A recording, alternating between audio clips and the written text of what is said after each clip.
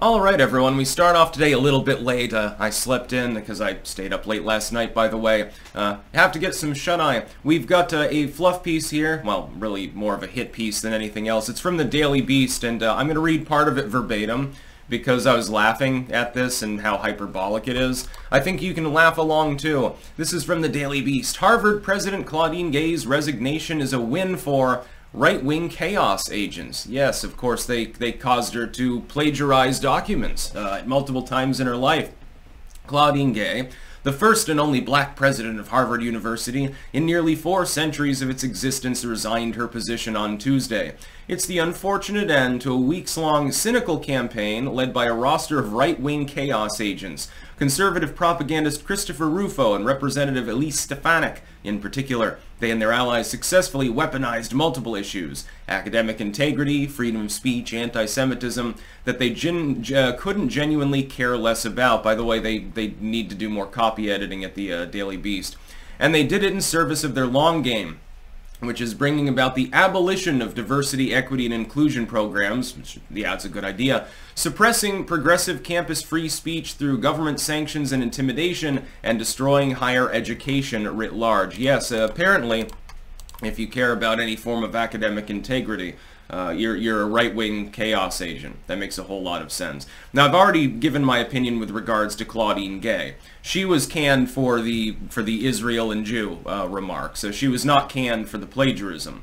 The plagiarism was effectively just the foil in order to cover for that. Because the people at Harvard, investors and so forth, wouldn't have forced her to resign otherwise, because they would be afraid of backlash from student groups, probably, because Harvard tends to lean left and so forth, and so canning her for her comments with regards to Jewish students on campus and so forth would have angered, the left tends to support Gaza. It would have angered them.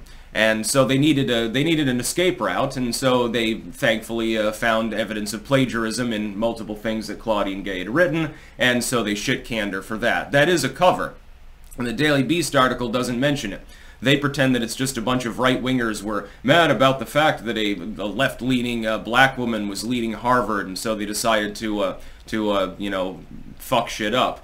The problem is, and there was another piece that I saw the other day, well, now Harvard can finally reform. It's not going to happen. The next president of Harvard will also be a leftoid. It doesn't really matter. Harvard is not going to magically be led by Newt Gingrich or something like that, or a Donald Trump figure. The students would probably riot if you tried that. It's going to remain a nest of leftism. It's not going to affect the fact that the DEI/CRT wokeness culture that's there, it doesn't mean that that won't still be embedded. In fact, it's not really a victory for the right wing at all, so it's not entirely clear exactly why the Daily Beast is bitching, other than for the sake of bitching, really.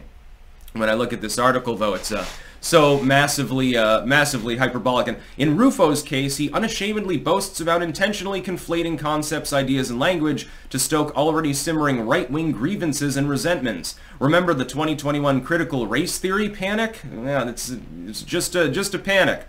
Don't believe your eyes and ears, everyone. We're teaching your kids communism in school explicitly, except that, we've removed the class warfare from communism and subjugated it to race warfare, effectively. But don't worry about that.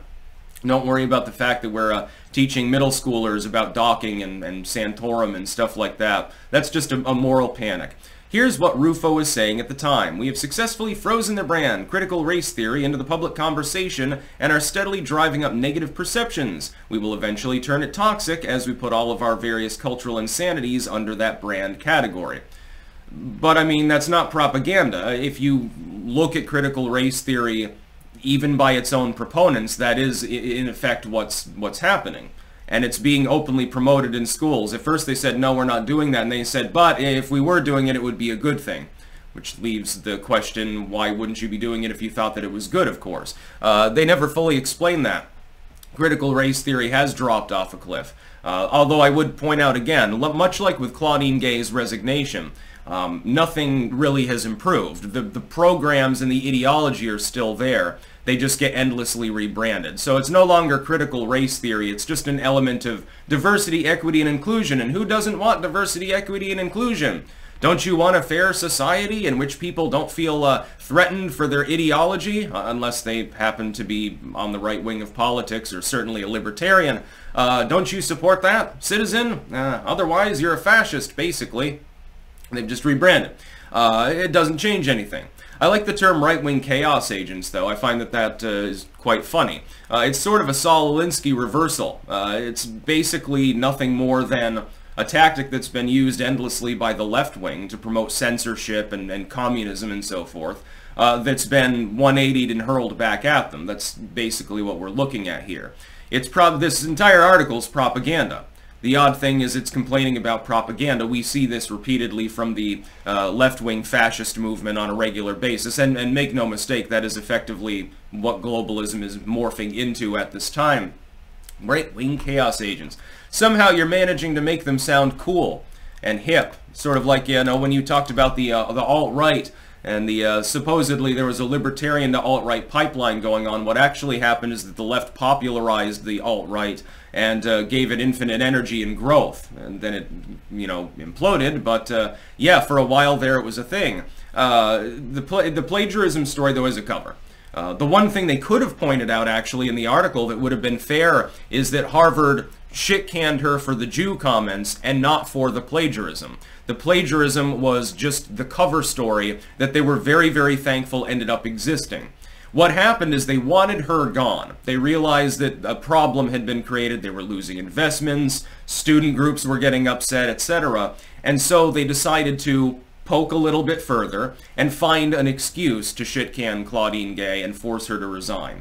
That would be a fair assessment for the story, but it ain't in there. It's all about the right-wing chaos agents sowing discord and trying to rip apart higher education out of some convoluted fascist mentality or something like that that's more evident of what people like Claudinegay typically actually espouse as their own ideological views. And don't worry too much.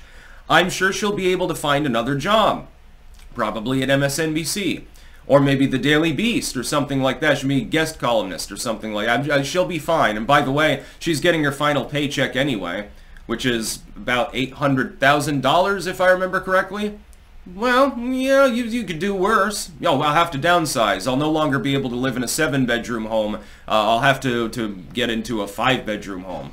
Oh my god, my life has been completely ruined by the right-wing chaos agents. I just find it very, very funny indeed. That's about all. Peace out.